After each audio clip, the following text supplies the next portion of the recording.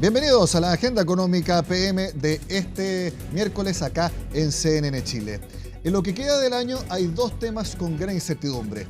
La inversión, que como hemos visto lleva 4 trimestres seguidos cayendo, además de la reforma de pensiones. Ambos temas que vamos a desarrollar en extenso acá con el economista del MIT, profesor titular de la Universidad del Desarrollo y además ex economista jefe de la OCDE en París. Me refiero a Klaus Schmidt-Hebel, a quien le agradezco esté con nosotros. Klaus, bienvenido a CNN Chile. Encantado de estar aquí. Siempre un gusto ser entrevistado por usted, estimado Nicolás, aquí en CNN. Muchas gracias, Klaus. Vamos inmediatamente para aprovechar el tiempo, porque nosotros lo vimos esta semana, informado por el Banco Central, que la formación bruta de capital fijo, como se conoce a la inversión, en el segundo trimestre cayó 4,1% y ya lleva un año calendario bajando siempre con la comparación anual. Si a usted le preguntan por qué sucede esto, ¿qué respondería? Hay varios factores. Casi todos los factores son made in Chile. Son responsabilidad nuestra, son las condiciones de mercado, las condiciones de las mismas reformas que ha ido anunciando el gobierno y también, yo diría, un mal manejo y mala gestión en temas muy específicos. Factor número 1, este no es de responsabilidad exclusiva de este gobierno, se viene arrastrando por décadas en Chile. La creciente permisología. Hoy día comenzar un nuevo proyecto de inversión es costosísimo y demora mucho más tiempo y además el resultado de esto, 11 años en la minería, 4 años en la construcción, 7 años en una empresa manufacturera que quiere hacer una planta nueva. Esos son plazos inaceptables y al final de esos plazos ni siquiera se sabe si la autoridad finalmente va a aceptar ese proyecto desde un punto de vista ambiental o la comunidad en la cual está inserto dicho proyecto. Yo he escuchado empresas que señalan que por más que se les entregue el permiso del Servicio de Evaluación Ambiental respecto a un proyecto, ellos saben que el verdadero visto bueno finalmente lo da la Corte Suprema porque asumen que habrá judicialización. ¿Eso es algo que usted cree que es concreto o es algo exagerado? Eso es absolutamente concreto. Está sumamente evidenciado y hay empresas, hay asociaciones de empresarios que tienen listas largas de empresas que les pasó eso, que llegaron finalmente a la Corte Suprema recoge algún recurso levantado por algún ciudadano 10 años después de que ha pasado durante esos 10 años a través de un proceso de aprobación y finalmente ha sido aprobado. Ahora, como yo dije, esto se viene arrastrando de varios gobiernos. Aplaudo a los ministros Marcel y Grau porque son los que anunciaron hace un año, lamentablemente sin concretar nada muy específico aún, una agenda de simplificación sin bajar los requerimientos, pero de mayor rapidez en la evaluación del impacto ambiental, del impacto social de los proyectos de inversión. Pero lamentablemente esa agenda no ha aumentado, entonces en términos prácticos la inversión por ese factor número 1 sigue estancada, pero hay otros factores. Usted mencionaba algunos directamente relacionados con otras iniciativas del gobierno. Se refiere, por ejemplo, a la aún postergada o reforma al impuesto a la renta, porque la de cumplimiento tributario, al menos hay algún acuerdo para avanzar. Sin ninguna duda que me refiero al impuesto a la renta. Lamentablemente el ministro Marcel, y acá lo hace muy mal, cada cierta cantidad de meses presenta un nuevo proyecto o su proyecto, inicialmente era global y completo, hoy día más bien es parcial, de reforma tributaria. Yo quiero recordar que la reforma tributaria propuesta por Mario Marcel al Congreso en un proyecto de ley muy detallado, hubo una sola persona en Chile que calculó la carga tributaria que resultaría para una persona de altos ingresos y de medianos altos ingresos ese proyecto de ley. Y esa carga tributaria era entre 60% y 120% del ingreso anual de dicha persona iba a tener que pagarse en impuesto de riqueza, más impuesto al royalty, si es que era dueño de acciones mineras, más impuesto de segunda categoría, más impuesto de primera categoría, haciendo bien el cálculo. 40 páginas de Excel. Me dediqué una semana con unos abogados tributaristas para calcularlo. Entre 60 y 120% del ingreso anual, dicha persona, dueña de una empresa, tenía que pagar de impuestos. Ahora, y eso es imposible. Sí. Después lo corrigió el señor Marcel, bajó algunos de los impuestos, pero todavía está con la intención de pasar una reforma tributaria. Porque eso es grave? lo único que queda firme es el royalty minero, Sí. porque ya no está el impuesto a la riqueza como se denominó. Y Sí. respecto a subir las tasas del impuesto de segunda categoría a las rentas más altas, lo ha anunciado el gobierno, pero todavía está en veremos, porque Todavía tiene está en que veremos. entregarse ¿Pero o por qué es malo enviarse para la el informe inversión? al impuesto a la renta antes de la discusión de presupuesto, y para eso queda un mes. No, claro, no se va a presentar ahora en este mes, sin ninguna duda. Si es que se presenta el próximo año. Pero el punto mío es de que, y eso apunta a la pregunta suya, ¿qué inhibe a la inversión? Si un inversionista le dice, mire, puede que llegue este gobierno con un proyecto de mayores impuestos de primera categoría, empresa, segunda categoría, persona, el próximo año. No conocemos eso, pero eso genera incertidumbre. Y toda incertidumbre mayor hace que todo proyecto de inversión se pare, se chante. Ni siquiera se somete a evaluación de impacto ambiental, porque no tiene sentido antes de clarificar el panorama tributario. Entonces, ese es el segundo factor. Se ha hablado mucho también, especialmente en la construcción, las tasas de interés para el financiamiento. Se ha culpado a los bancos en distintos momentos por parte de la autoridad de gobierno, sobre todo. Algo insinuado la Cámara Chilena de la Construcción, pero quiero preguntarle, ¿el costo del financiamiento para las empresas es también uno de los factores de por qué está cayendo la inversión? Sin duda, es un elemento, pero acá no hay que echarle la culpa a los bancos. Acá la responsabilidad, y muy bien tomada, es por una de las grandes instituciones que tiene Chile, el Banco Central de Chile, para combatir el shock inflacionario bastante persistente y muy intenso que llegó a una inflación que llegó hasta 12, tanto por ciento en un año, hace 2 años atrás. Perdone que le corrija, 14,1. 14,1. Muchas gracias. Su memoria es mucho mejor que la mía a esta altura de mi vida. Lo aprecio, Nicolás. 14 y tanto se produjo en algún momento de 12 meses, me imagino, el mes X respecto del mes un año antes. 14%. El Banco Central de Chile fue uno de los primeros bancos centrales del mundo que frente a un shock inflacionario mundial afectó en distinta intensidad a casi todos los países del mundo, elevó y muy correctamente y muy intensamente las tasas de interés. Y como fue tan exitoso en reducir la inflación, hoy día lo estamos acercando a un 4,5% a fin de año de variación del IPC para este año, proyectado por el mercado, más o menos 4,5%. Como fue tan exitoso, fueron los primeros bancos centrales en reducir y bajar las tasas. Y estamos hoy día en el proceso gradual, porque tiene que ser gradual, evidentemente, de reducción de tasas. Déjeme, por favor, Nicolás, aprovechar la oportunidad para rendirle un homenaje a la extraordinaria gestión del Banco Central de Chile, reflejada en la extraordinaria gestión de la presidenta Rosana Costa y el extraordinario trabajo técnico de Elías Albagli y su equipo, que han hecho un trabajo fantástico reflejado en análisis muy buenos de proyección y análisis, que son los informes de política monetaria que publican cada 3 meses. Yo creo que todo el mercado coincide con usted, pero hay diferencias de opinión en el actual timing, en cuánto y en qué magnitud seguir bajando la tasa de interés, porque el Banco Central en la última decisión pausó el recorte de la TPM, está todavía preocupado por la inflación, pero hay algunos que dicen que no, que el Banco Central todavía está con la tasa de interés muy por encima de la neutralidad que debe tener y por lo tanto tiene que seguir bajando la tasa para impulsar la actividad. Las opiniones disidentes de economistas que se ganan la vida criticando a quien sea es algo que yo observo en todos los países del mundo respecto de la política monetaria del Banco Central del mundo. Yo trabajé en el Banco Central de Chile a toda honra 12 años y desde dentro de la casa yo vi las críticas también a nuestra gestión. Esas críticas son legítimas en el sentido que son válidas, porque hay opiniones distintas respecto a lo que usted precisamente indicó, la velocidad y rapidez y los montos en los cuales uno normaliza, en este caso de reducción de tasas, normaliza hacia abajo las tasas de política. Es muy legítimo que haya opiniones distintas. Si lo personal usted me pregunta, ¿me parece bien o no me parece bien la velocidad y la intensidad? Yo no tengo ninguna diferencia con el actuar del Banco Central de Chile. Yo he asesorado a 30, no 3, yo he asesorado a 30 bancos centrales del mundo en estos temas, incluyendo el Banco Central Europeo. Tengo una gran y vasta experiencia y veo las mismas críticas que se hacen acá a la FED en Estados Unidos, al Banco Central Europeo en Frankfurt, en todos lados. Y es legítimo que haya distintas opiniones economistas que digan, mira, le debería estar un 1/4 punto más bajo la tasa, un 1/4 punto más alta.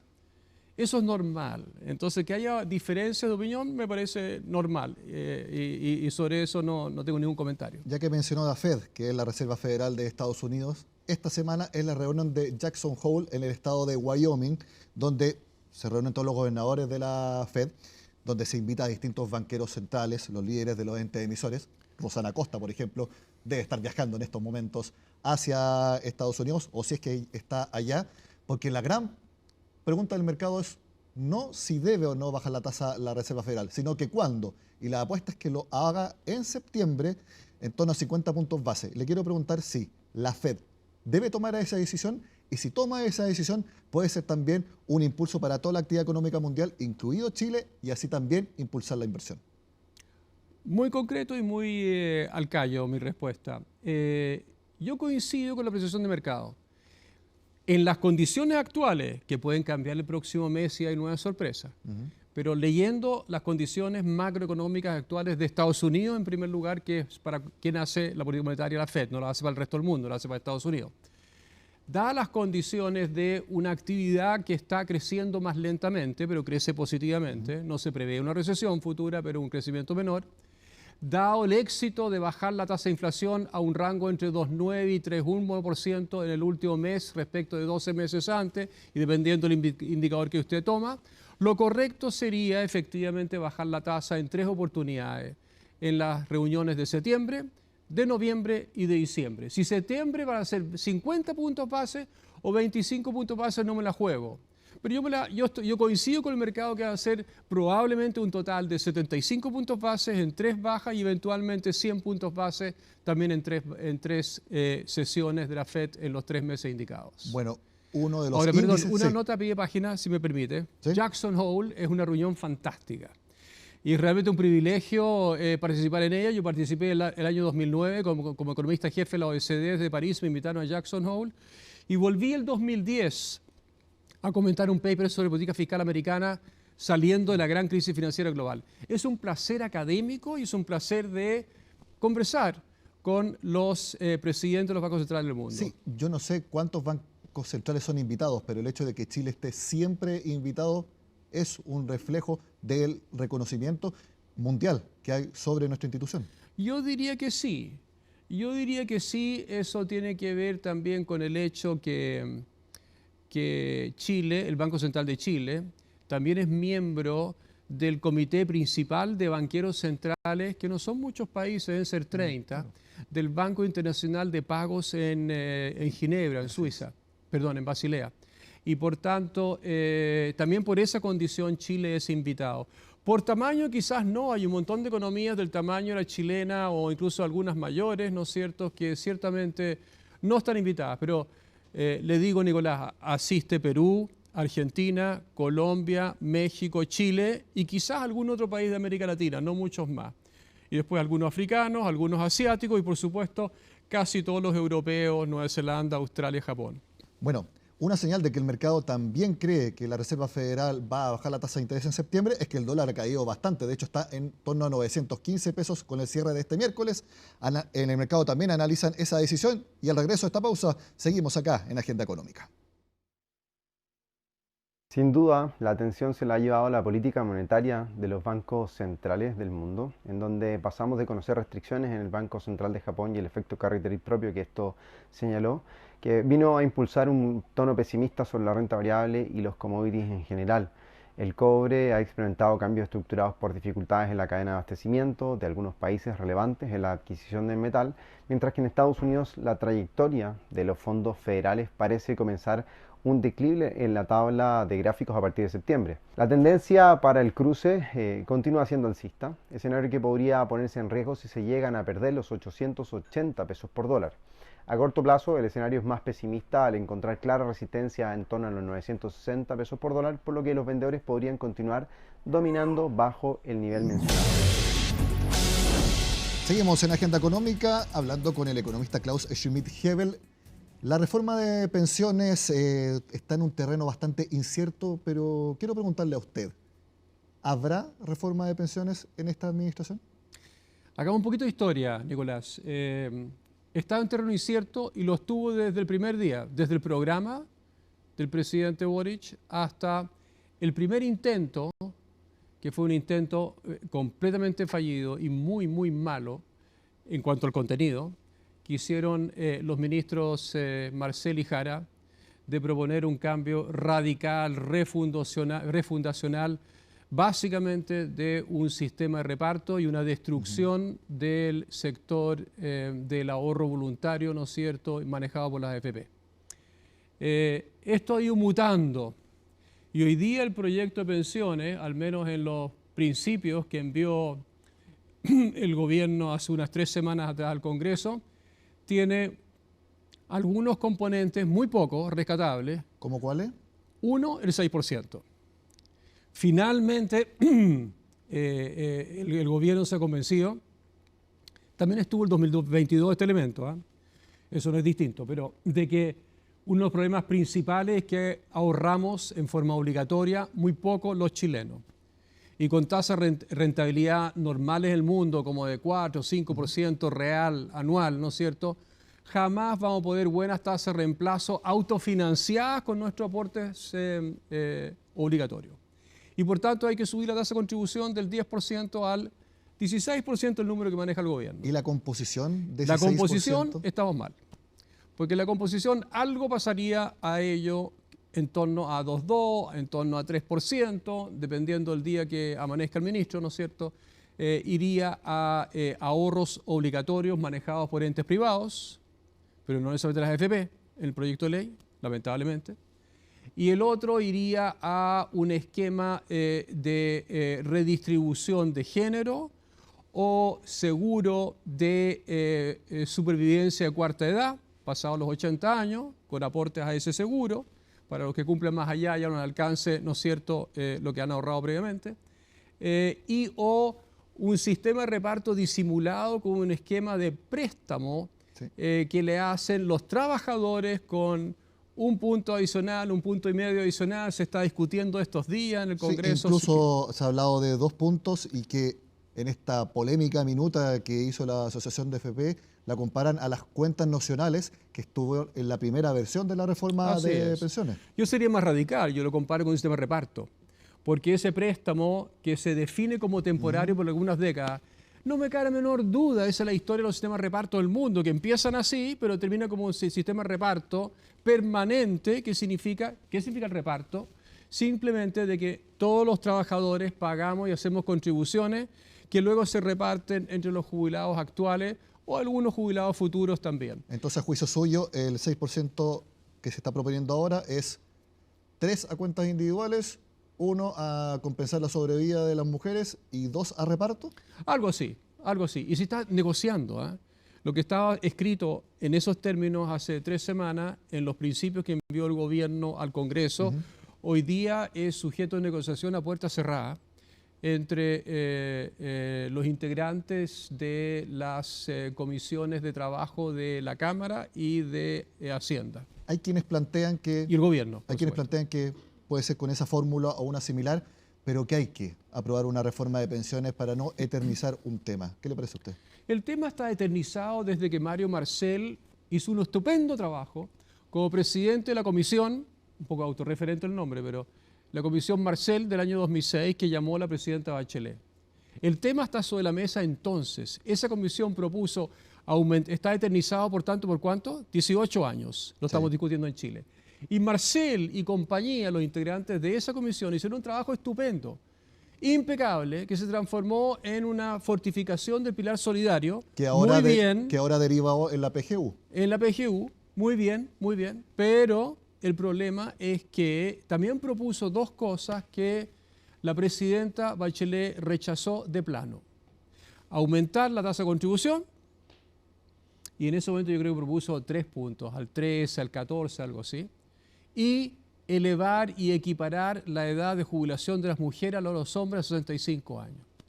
Y la presidenta lamentablemente rechazó ambas excelentes ideas técnicamente bien fundadas y consensuadas por, yo diría, por todo el economista del país, menos el Partido Comunista. Ahora, para ser justos también, subir legalmente la edad de jubilación de las mujeres, también lo rechazó el expresidente Sebastián Piñera, cuando en un principio él también lo proponía, pero en la segunda administración simplemente se olvidó del tema. Porque no tenía apoyo del gobierno, pero su intención era proponerlo, pero no tenía ningún apoyo, perdón, el Congreso no tenía ningún apoyo para lograrlo, efectivamente.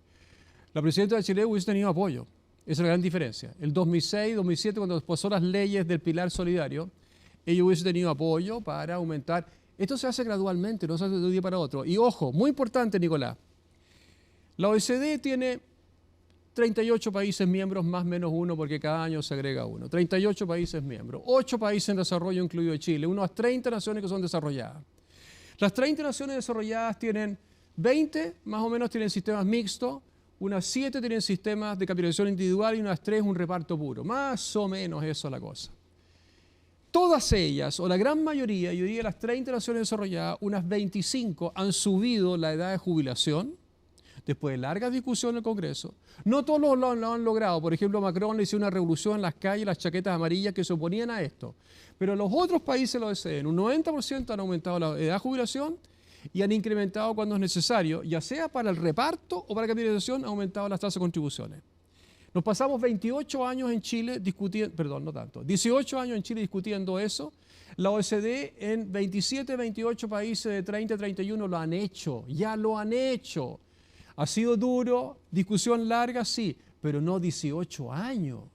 Nosotros tenemos una clase política que es incapaz de entender experiencia internacional comparada y argumentos técnicos.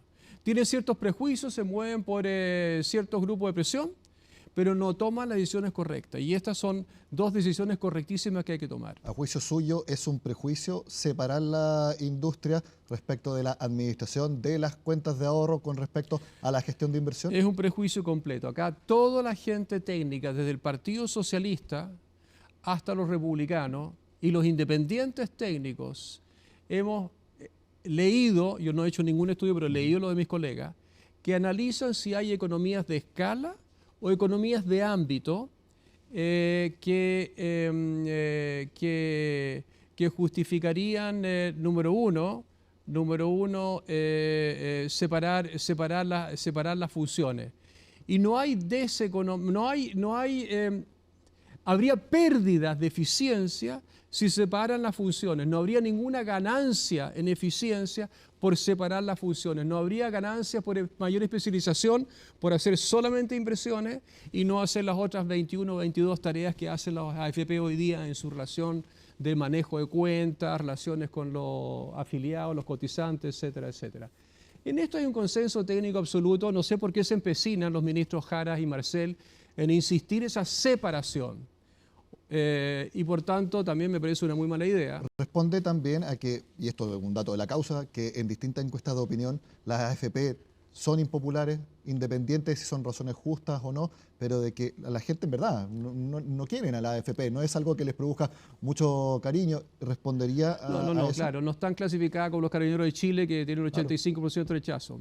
Están mejores que el Congreso, están mejores que muchas veces la encuesta del gobierno, pero no mucho mejores, están por debajo de los bancos. Yo diría que puede estar influido por eso, pero ojo, es muy importante la encuesta virarla en el tiempo. Al apoyo, al rechazo a la AFP, si usted ve las encuestas del 2015, el 2018, después del estallido, el 2020, pandemia 21, después los retiros, cambió bastante la percepción respecto a las AFP. Probablemente hoy día está, dependiendo de la encuesta, está más o menos empatada el pro o el con, o la simpatía o la antipatía respecto de esta industria. Pero hay industrias mucho peor evaluadas que esta. Hay que ser también bastante realistas en cuanto a que, independiente de las inversiones que se hagan como actualmente en mercado de acciones, renta fija, activos alternativos de distinto tipo, hay que ser realistas en que los retornos de las inversiones en el largo plazo van a ser mucho menores respecto a lo que estábamos acostumbrados 10 años atrás, 20 años atrás o 30 años atrás con la historia de la industria? Sin ninguna duda, lo son hoy día. Mucho más baja que hace 10 años.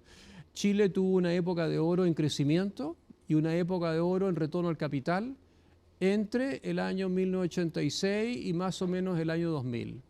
Y las AFP son del 81. Entonces agarraron los primeros 2-3 años muy malos, la gran crisis y recesión del 82, 3, 4, y después una recuperación que duró algo así como 15 años, los así llamados años dorados del crecimiento en Chile. Altos retornos, alto crecimiento, alto aumento, altas tasas de aumento de salarios y sueldos, y eso ya no viene. Una economía que crece al 2%, no va a tener un retorno del 6 o el 8%. El 8% es el promedio en estos 35 años de la AFP. 8% real promedio. Hay pocos países del mundo. Tengo entendido que entre el 81 y el 2023 Chile es el único país que tiene 8% de retorno real. Pero ahora no. Ahora si tenemos un año con 4 o 5% estamos bien, digamos. Perfecto. Klaus Schmidt-Hebel, economista del MIT, profesor titular de la Universidad del Desarrollo y también ex economista jefe de la OCDE en París. Gracias por estar con nosotros en Agenda Económica esta jornada. Muchas gracias, Nicolás. Como siempre ha sido un placer. Muchas gracias a usted por acompañarnos y también a todos ustedes en sus casas. Sigan con nosotros acá en CNN Chile.